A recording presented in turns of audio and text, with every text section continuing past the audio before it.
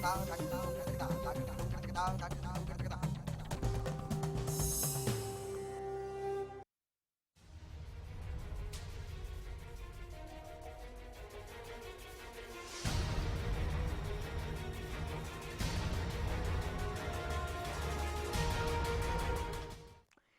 स्वागत है आपका विशेष में। आपके साथ मैं हूं रेणु कैलाश। विशेष में बात करेंगे एक कड़वे सच की।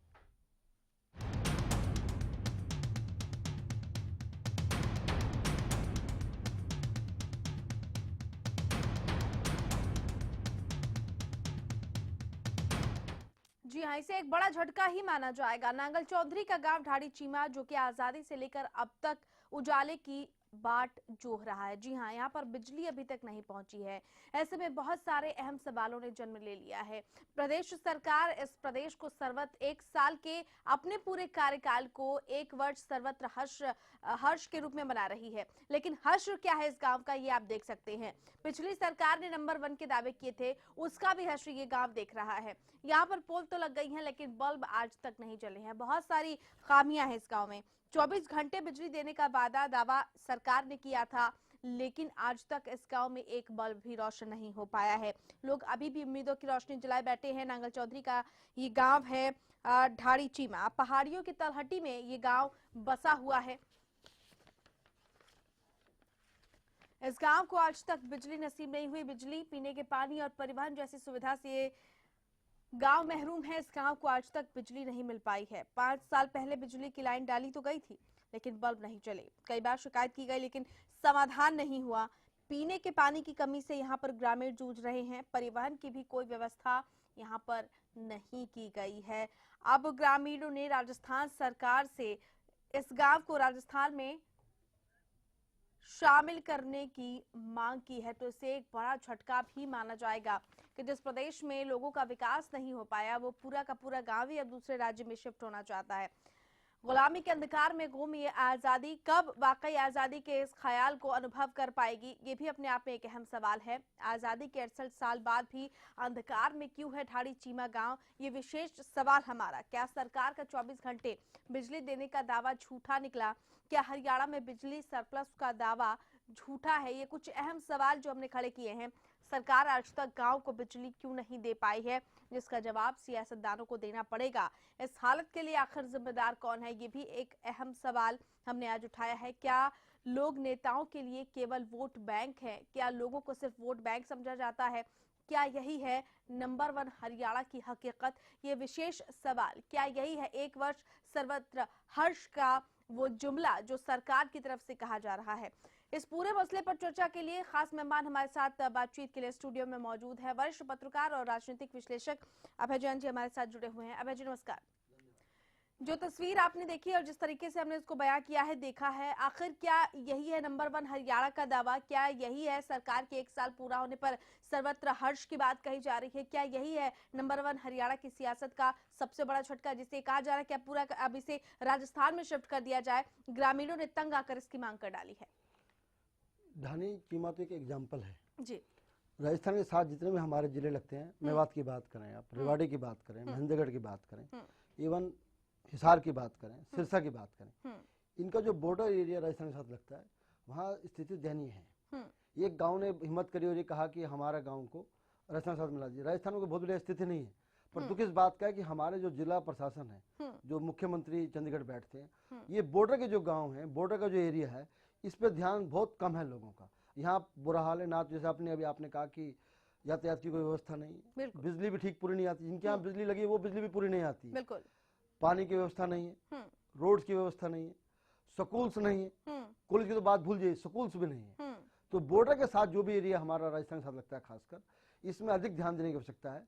अभी क्या सारा कंसंट्रेशन हो रहा है जहां पर शहर के अंदर कोई भी सरकार आए, बंसीलाल सरकार ने जरूर निश्चित तौर पर गांव में बिजली देने का प्रयास किया था। उसके बाद हुड्डा साहब ने केवल ये कहा कि नंबर 1 हरियाणा, परंतु उन्होंने इन क्षेत्र को विशेष ध्यान नहीं दिया। अभी भी नई सरकार जो आपकी खट्टर साहब सरकार आई है, उसमें ये हो रहा है, इस क्षेत्र को विशेष ध्यान नहीं दिया जा रहा। मेरा मानना है कि ऐसी पॉलिसी बनाने की आवश्यकता है कि जिस गांव में, जो गांव दूर है, जो एरिया दूर पड़ता है उसको विशेष कुछ दर्जा दिया जाए, वहाँ डेवलपमेंट की जाए, तभी पूरे हरियाणा का ये गांव उपेक्षित क्यों नजर आ रहे हैं? क्यों सरकार इनकी तरफ कभी ध्यान नहीं दे पाती है? वो इच्छा शक्ति नहीं है या फिर जानबूझकर इस तरफ ध्यान नहीं दिया जा रहा है, या वाकई ऐसी जगहों पर सरकार की नजर जाती नहीं है? अभय जी, नहीं, ऐसा है, देखो सरकार सिर्फ शहर में ज्यादा सोचती है क्योंकि वहीं मीडिया होता है, वहीं चीजें लोगों को विरोध करते हैं, वहीं प्रदर्शन होते हैं, तो उस बात पर क्या होता है, सरकार वहां जोर ले देती है। सरकार एक गांव में जो बेचारे जो रिमोट गांव है जहाँ सुविधा नदारद है वहां ध्यान नहीं देती है। वही मैं कह रहा हूँ कि एक पॉलिसी बनाने की आवश्यकता है कि हमारा रिमोट जो गाँव है वहां कोई पॉलिसी बने, वो सिस्टम बने, उनको उनकी जो मूल व्यवस्था है, मूल जरूरतमंद है, उनको दिया जाए। एक पॉलिसी बनाने की आवश्यकता है। वो पॉलिसी अब तक तैयार क्यों नहीं हो पाई? आजादी के तकरीबन 68-69 साल हो गए हैं, वो पॉलिसी आज तक इन गांवों में दिखाई क्यों नहीं देती है? वो पॉलिसी आज तक तैयार क्यों नहीं? क्या क्या लूप होल्स आप देख पा रहे हैं? नहीं, ये खाली देखो हरियाणा की बात ना करें, पूरे देश की बात करें। पूरे देश की बात, पूरे देश में ये हाल है। हाँ, पूरे देश जो रिमोट गाँव है वहाँ पर सुविधा नहीं है। अभी कई बार आप नोटिस करते होंगे गाँव में चुनाव में क्या होता है, गाँव कहता है हम वोट नहीं देंगे क्योंकि हमारे यहाँ रोड नहीं बनी। कभी शहर में तो नहीं सुना आपने, क्योंकि शहर गांव वालों को कोई ध्यान देने की आवश्यकता, बेचारा आप डीसी की बात करें या पुलिस की बात करें, वहाँ को जाता ही नहीं है। वहाँ का एमएलए बेचारा दूर की शहर की बात ही नहीं करता कोई आदमी। एमपी को जाता है, एमपी को तो अपने गांव का नाम ही नहीं पता होगा। तो जब तक वहाँ पर प्रशासनिक अधिकारी, राजनीतिक लोग वहाँ नहीं जाएंगे तो कैसे विकास होगा? विकास होगा ही नहीं। वो सब शहर की बात करते हैं, हरियाणा की बात करें तो गुड़गांव की बात होती है। तो ये कारण है कि गुड़गांव, मेवात अलग हो गया, मेवात कभी गुड़गांव का हिस्सा था, कुछ नहीं हुआ। आज भी मेवात की पोजीशन वही की वही है, नंगल चौधरी का हाल वही है, रेवाड़ी का हाल वही है, और ऐसे बहुत सारे गांव हैं सिरसा के अंदर जहां ये सेम पोजीशन है। हिसार में ऐसे बहुत सारे गांव हैं जहां ये सेम पोजीशन है। बिजली है तो बिजली आती नहीं है। तो ये एक नई पॉलिसी बनाने की आवश्यकता है कि रिमोट के जो एरिया है वहां पर विशेष ध्यान दिया जाए। चलिए लौटेंगे आपके पास। इस वक्त हमारे साथ स्थानीय जो बिजली विभाग के एसडीओ हैं हनुमान यादव, वो फोन लाइन पर जुड़ चुके हैं। एसडीओ साहब, आप तक आवाज पहुंच रही है क्या? एसडीओ साहब, आप हमें सुन पा रहे हैं? एसडीओ साहब, आप तक आवाज पहुंच रही है मेरी? चलिए, या तो आवाज पहुंच नहीं रही है या जानबूझकर जवाब देने से बचने की कोशिश हो सकती है। लेकिन हम आपको बताना चाहेंगे कि इस गांव में बिजली के पोल्स तो हैं लेकिन लाइट अभी तक नहीं आई है, एक बल्ब तक अदद रोशन नहीं हुआ है। देखिए कि ग्रामीण कैसे इस बात की शिकायत कर रहे हैं, चाहे पिछली सरकार हो चाहे वर्तमान सरकार। यही वजह कि आज आकर अब लोगों ने इसे इस गांव को राजस्थान में शिफ्ट करने की मांग की है कि हमें राजस्थान में सम्मिलित कर दिया जाए। हम लगातार बिजली महकमे के वरिष्ठ अधिकारियों से बातचीत करने की कोशिश कर रहे हैं, लेकिन अभी हमारा संपर्क उनसे नहीं हो पा रहा है। गुलामी के अंधकार में गुम ये आजादी, सच के उजाले में सियासत का ये अंधेरा आप देख पा रहे हैं कि कैसे लोगों से बड़े बड़े वायदे कर दिए जाते हैं। हमारे साथ राजनीतिक विश्लेषक अभय जी लगातार बने हुए हैं। अभय जी, क्या माना जाए कि लोग आज भी आजादी के 68 सालों बाद, कोई भी स्टेट हो, कोई भी प्रदेश हो, कोई भी राज्य हो, कोई भी जिला हो, वहां पर लोग सिर्फ वोट बैंक के तौर पर ही इस्तेमाल होते हैं। हर बार, पिछली बार सरकार ने कहा था कि नंबर 1 हरियाणा है, इस बार कहा था कि अच्छे दिन आएंगे, लेकिन ये अच्छे दिन अभी तक नहीं आ पाए। क्या कहेंगे आप? सिर्फ वोट बैंक का ही जरिया है तमाम लोग? बिल्कुल ठीक बात कहा आपने। गांव के जो बेचारे जो निवासी हैं वो वोट बैंक के अलावा और कुछ नहीं है। परंतु मैं गांव वालों को क्रेडिट देता हूँ, उन्होंने अपनी तरफ ध्यान आकर्षित करने के लिए इन्होंने अच्छा कहा है कि राजस्थान में मुझे मिला दिया। राजस्थान मिलने वाले नहीं है वो, ना तो राजस्थान सरकार उनको अडॉप्ट करेगी, ना हरियाणा गवर्नमेंट को छोड़ेगी। परंतु इस तरह उन्होंने अपनी जो प्रॉब्लम है, अपना जो इशू है, उसको रेज कर दिया। अब निश्चित तौर पर, जब जैसे आपने भी बताया कि 5 साल पहले वहाँ खंबे लगे थे, अब होगा क्या, अब जैसे आपने टीवी में जिक्र कर रहे हैं, हम इस इशू को लेकर चर्चा कर रहे हैं। अब निश्चित तौर पर जो हमारे जीएम हैं, जो हमारे सीजीएम हैं, जो दक्षिण हरियाणा बिजली वितरण निगम के जो सीनियर अधिकारी हैं, वो इस बात को ध्यान देंगे और अब मेरे का पूरा विश्वास है अब बिजली जरूर लग जाएगी, अब बल्ब लग जाएगा। और ये जो धानी चीमा वालों गाँव ने अपनी जो बात करी है कि हमें राजस्थान में मिला दिया जाए, ये इशू उनका अपनी बिजली लगाने में कामयाब हो जाएगा। और मैं गांव के लोगों को क्रेडिट देता हूं, धन्यवाद करता हूं कि उन्होंने अपनी बात को उठाया। बिल्कुल, लौटेंगे आपके पास। हमारे साथ एसडीओ हनुमान यादव एक बार फिर से फोन लाइन पर जुड़ चुके हैं। हनुमान जी, आप तक आवाज पहुंच रही है मेरी?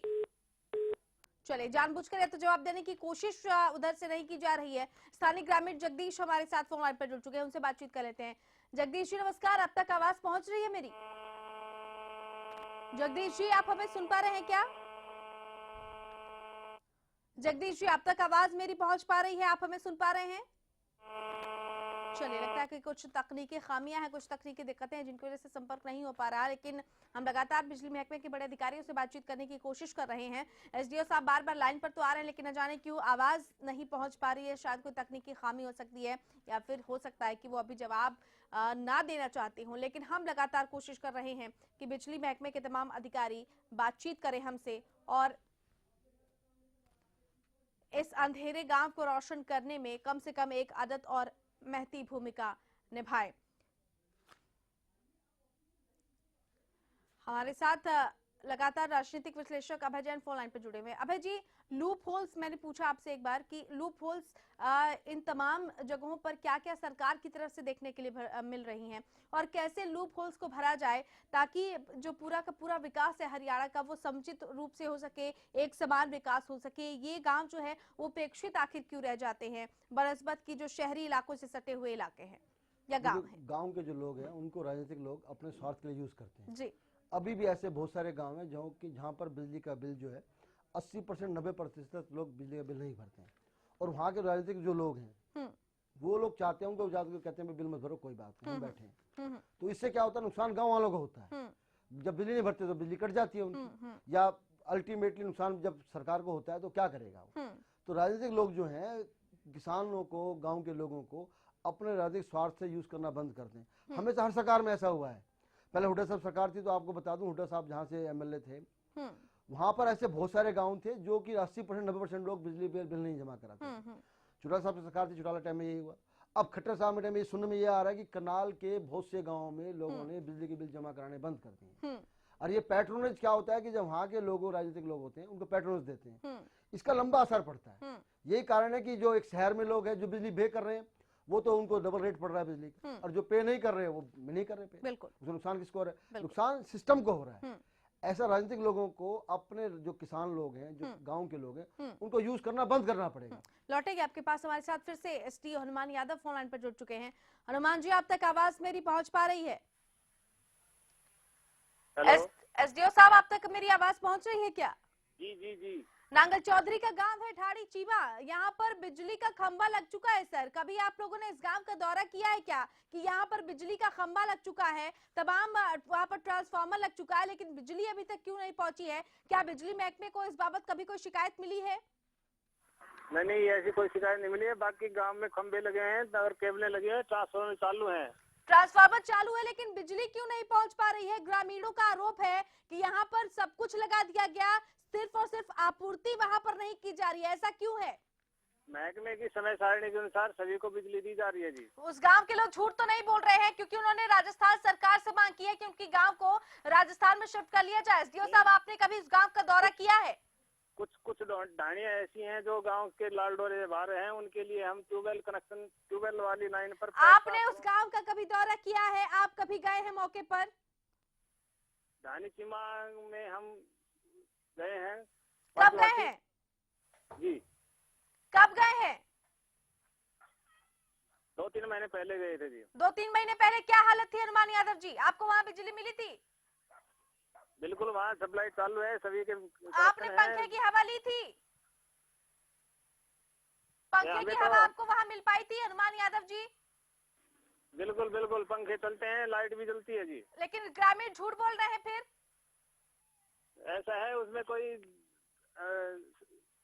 महकमे की से कोई कटौती लग जाती है, पावर कट लग जाती है, उस टाइम की बात नहीं। करते 2-3 महीने बाद आप दोबारा उस गांव में गए हैं क्या? 2-3 महीने पहले आप गए थे, तब से और आज में परिस्थितियों में बेहद बदलाव आया है। कोई आया नहीं हमारे पास विजिट करने के लिए। बाकी मेरे पास तो आपकी जिम्मेदारी नहीं बनती है कि उस गांव में जब तक बिजली ना पहुंचे एक बार आप वहां पर सर्वे करके देख लें? शिकायत मिलने का ही इंतजार क्यों किया जा रहा है हनुमान यादव जी?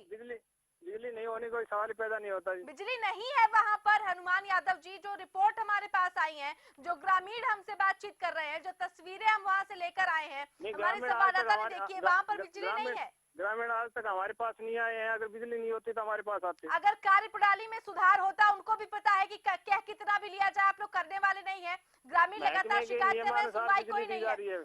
चलिए ठीक है, मैंने आपसे उस गांव की शिकायत कर दी है कि वहाँ बिजली नहीं पहुंच रही है। अब बताइए, बिजली पहुंचेगी वहाँ उस गांव में? हनुमान यादव जी, आप हाँ जी, हाँ एसडीओ जी। हैं, आप बताइए कि एक ग्रामीण ने वहां पर चलिए शिकायत आपसे नहीं की, लेकिन एक जिम्मेदार नागरिक होने के नाते मैं आपसे उस गांव की शिकायत कर रही हूँ कि वहां बिजली नहीं पहुंच रही है। आप जाएंगे मौके नहीं पर? नहीं पहुंच रही है तो हम दोबारा दौरा कर लेंगे जी, हम पूछेंगे लोगों जी से जाके। बिल्कुल। कब दौरा करेंगे आप? ये दौरा कब करेंगे? समय सीमा बताइए, कब तक वहां के लोगों को बिजली मिल जाएगी? हम 1 सप्ताह के अंदर दौरा करके उन लोगों से मिलेंगे। लोगों से मिल इन तो लोग- जाएंगे, लेकिन बिजली कब आएगी ये बताइए हमें। हम उनसे समस्या पूछेंगे, क्या समस्या है उसका समाधान करेंगे। चलिए, आप मानते हैं कि वहाँ पर समस्या है और उसका समाधान होगा। बेहद शुक्रिया आपका हनुमान यादव जी हमारे साथ जुड़ने के समस्या लिए। नहीं है, अगर समस्या है तो उसका हम पता करेंगे। चलिए, बेहद शुक्रिया। उम्मीद करते हैं कि आप ईमानदारी से अपना काम करेंगे। अभी तक तो आप कह रहे थे कि आपको शिकायत नहीं मिली है, लेकिन अगर आपको पता है कि वहाँ समस्या है तो उसका समाधान भी होना चाहिए। एसडीओ ने हमसे ये आश्वासन हमें दिया है कि वो 1 हफ्ते के अंदर इस गांव में जाएंगे, वहां पर देखेंगे कि क्या समस्याएं हैं और बिजली की आपूर्ति की जाएगी। लेकिन ये आश्वासन क्या आश्वासन रह जाएगा, इसके तमाम पहलुओं पर रखेंगे चर्चा जारी। जल्द लौट रहे एक छोटे से ब्रेक के बाद। देखते रहिए विशेष।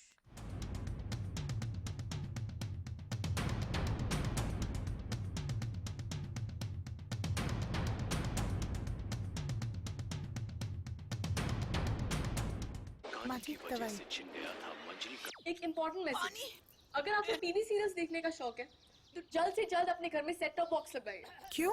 क्योंकि सेट टॉप बॉक्स लगाने की आखिरी तारीख निकल चुकी है। तो आप टीवी सीरियल्स कभी भी बंद हो सकते हैं।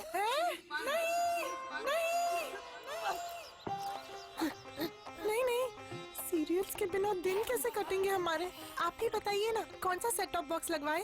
सिंपल, सेट टॉप बॉक्स मतलब डिश टीवी, क्योंकि डिश टीवी है 10 करोड़ लोगों की पसंद। इंडिया का सबसे भरोसेमंद डीटीएच ब्रांड भी यही है। और हाँ, अब डिश टीवी के साथ अपना मनोरंजन खुद चुनिए। पैक सिर्फ 99 रुपए से शुरू। सेट टॉप बॉक्स मतलब डिश टीवी। हरियाणा फ्रेश शुद्ध घी का नाम बड़ा, शुद्धता की कसौटी पर खरा, घर के घी जैसा स्वाद मन भाए, जो भी खाए तंदुरुस्ती पाए। हरियाणा फ्रेश एगबाग शुद्ध घी, स्वाद घर के घी जैसा। हरियाणा फ्रेश शुद्ध घी। सरकारी नौकरी मिलती नहीं या आप लेते नहीं, बेरोजगार रहने के 2 कारण हैं। या तो आप कोशिश नहीं कर रहे या आपकी दिशा गलत है। सरकारी नौकरी कैसे पाई जा सकती है, देखिए हमारा खास कार्यक्रम कैसे पाएं सरकारी नौकरी, हर रोज दोपहर 2:30 बजे।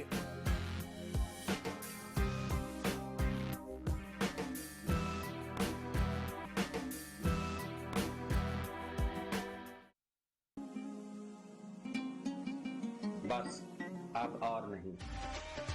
गुरबाज एग्रीकल्चर वर्क्स पेश करते हैं भारत सरकार द्वारा मान्यता प्राप्त प्रचलित रीपरों के मुकाबले ज्यादा चलने वाला, समय और डीजल की बचत वाला गुरबाज स्ट्रॉ रीपर।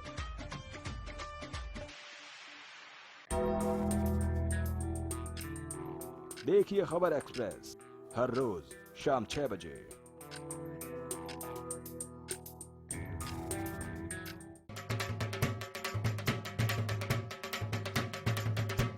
ਜ਼ਿਮੀਂਦਾਰਾਂ ਨੂੰ ਇਹ ਸੰਦੇਸ਼ਾ ਦੇਣਾ ਚਾਹੂੰਗਾ ਕਿ ਦੂਸਰੇ ਪ੍ਰੋਡਕਟ ਛੱਡ ਕੇ ਐਕਸਲ ਨੂੰ ਯੂਜ਼ ਕਰਨ। ਸਿਰਫ ਤੇ ਸਿਰਫ axial axial axial axial axial axial. अव्वल एक्सियल। फसलों पर स्प्रे के दुष्प्रभाव ने पशुओं के थनों में सूजन, गांठ, एक थन का सो जाना, खून आना व दूध कम हो जाना आदि बहुत सी बीमारियों को जन्म दे दिया है। इसलिए मैं आपको ये सलाह देना चाहता हूँ कि आप अपने सभी पशुओं के हर ब्यांत पर सोमधारा योग का एक कोर्स जरूर करवाएं। वो कौन है जो खुशबू लाता है, स्वाद बढ़ाए खाने में और सेहत बनाता है। तो बोलो बोलो पापा, मम्मी। खाने को टेस्टी बनाता है लक्ष्य शुद्ध देशी घी, खुशबू और स्वाद में हिट, सेहत को रखे फिट। लक्ष्य शुद्ध देशी घी, स्वाद और सेहत की बात शुद्धता के साथ।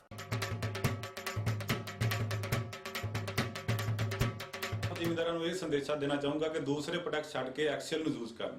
ਸਿਰਫ ਤੇ ਸਿਰਫ axial axial axial axial axial axial axial. अव्वल एक्सियल।